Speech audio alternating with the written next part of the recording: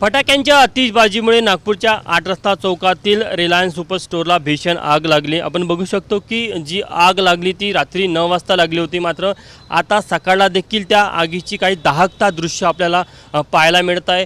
हे संपूर्ण जे स्टोअर आहे ते पूर्णतः जळून राख झालेलं आहे। सोबतच या इमारतीच्या वर ज्या निवासी फ्लॅट्स आहेत त्याला देखील या आगीने आपल्या लपेटामध्ये घेतलेलं होतं। 2 फ्लॅटमध्ये देखील मोठ्या प्रमाणात नुकसान झाल्याची माहिती पुढे येत आहे।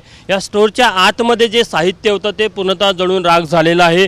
पाठीमागे जे गोडाऊन होतं त्या गोडाऊन पूर्णतः तिथे जितके साहित्य होतं ते पूर्णतः जळालेलं आपल्याला पाहायला मिळतं आहे। तुम्ही जर का दृश्यांमध्ये बघितलं तर स्टोअरचं मुख्यद्वार आहे, मुख्यद्वाराच्या आतमध्ये जे फर्स्ट फ्लोअर आहे तिथे देखील मोठ्या प्रमाणामध्ये आगीने नुकसान झालेलं पाहायला मिळत आहे। इकडे बाजूला जे बघितलं तर व्हेजिटेबल जे आहे व्हेजिटेबलचं साहित्य देखील ठेवलं होतं ते देखील त्याचे देखील मोठ्या प्रमाणावर नुकसान झालेलं आहे। ग्राउंड फ्लोअरला तिकडे पुढे बघा, तिकडे देखील जे साहित्य आहे ते देखील जळून राख झाल्याचं दिसून येत आहे। एकंदरीत या संपूर्ण आगीने लाखो रुपयाचं नुकसान केलेलं आहे। रात्रीचे जे अग्निशमन दलाचं जे पथक होतं त्यांनी पूर्णतः आग नियंत्रणात आणली, आग विझवली, मात्र आता अजूनही कूलिंगचं काम सुरू आहे। काही अग्निशमन विभागाचे अधिकारी आपण त्यांना विचारूया, सध्या काय प्रक्रिया सुरू आहे ना, खूप मोठी आग पाहायला मिळत आहे। सर आता आग तर विझलेली आहे आपली पूर्ण, आता सगळे लेबर बोलून त्याला कूलिंगचं काम चालू आहे। आमची गाडी स्टँड बाय ठेवलेली आहे इथे। आता काही लेबर बोलून त्यांना त्याचे सामान काढेल तसे आम्ही ते पाणी मारून कूलिंग करू आहे। सगळे शांत झालेली पूर्ण तरी आग।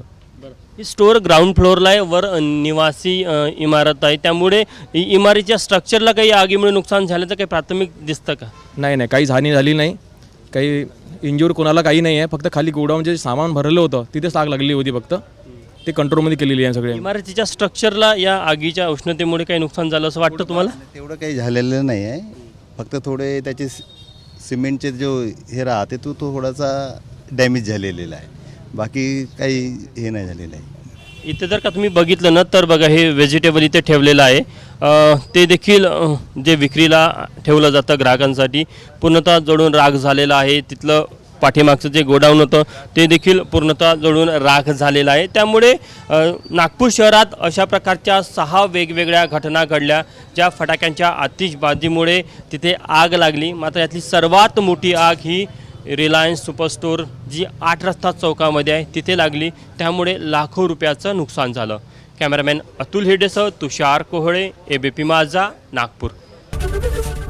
एबीपी माझा, उघडा डोळे बघा नीट।